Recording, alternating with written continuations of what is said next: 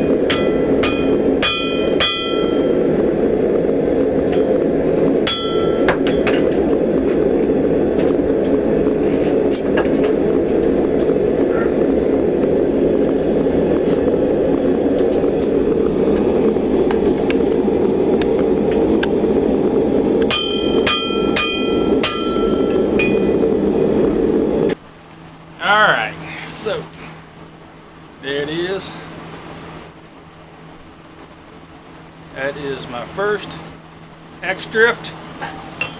Like an idiot, I used a metal that I wasn't 100% sure what it was. I thought it was like a 01 or a W1. Turns out my forge regulator was had a crack in the handle, so it wasn't getting all the way up to the proper temperature. So I ended up figuring that out when I was forging. And when I went to do a normalized cycle on it, I pulled it out at critical after letting it soak, and it Martensited. It hardened. So it is an air hardened steel. From what I read about these things, that is either potentially S7 or something in that family, or H13 or something in that family. So I really don't know what it is. It is going to be for me, so I don't care. At least I got an idea what it is. So it is 2 inches, about that much of it. And it tapers to about 1 inch to 3/4 of an inch at the end. And I'm running 3/4 inch spine down to 3/8 at the bottom. So I've got my taper both ways. I got my teardrop because it's 3/4 here and it goes down to about an eighth inch on the side. So from what I have found, that should be about right. I just went and looked at the local hardware store and kind of guessed. This will probably do me for hatchets. I don't know if it would be big enough for like axes. We'll find out. But that was pretty cool. I had a blast. Other than it worked the dog out of me, because once I figured out that I might have been wrong, I was having to work it at forge welding temperature, because the moment it turned any shade of red, it planished, and that's it. So this is some hard stuff. It's not perfect, but whose first one ever really is. But the beauty is, most of the stuff that I see that I don't like tends to be in the handle. So if for some reason it has issues, I can cut the handle off and treat it as just a hit through drift, not something to be held on to. So that was fun. So like, comment, subscribe if you're new to the channel. I try to get something out every week. Just some crazy old coot having a ball, learning how to do this stuff, and I seem to be doing all right so far. We'll probably have more hammer videos coming out soon. I am in talks with a channel who may want me to make them one. I just got to make sure they're good with me doing a video and mentioning their channel. I'm sure they'll be fine with it, but I'm not going to step on anybody's toes.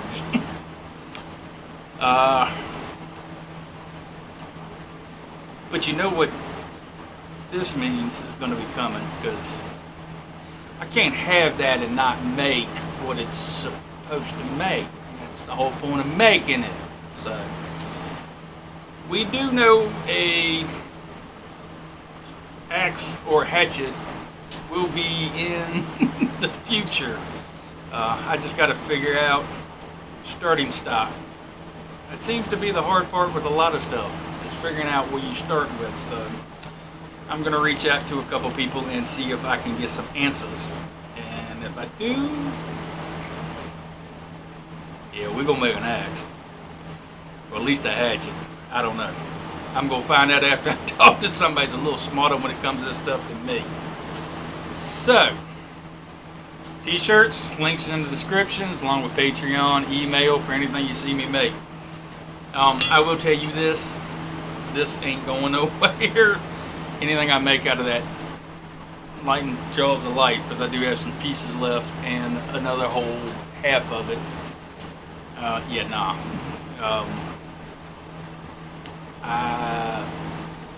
I don't feel comfortable sending out. I don't know the treatments on them 100%.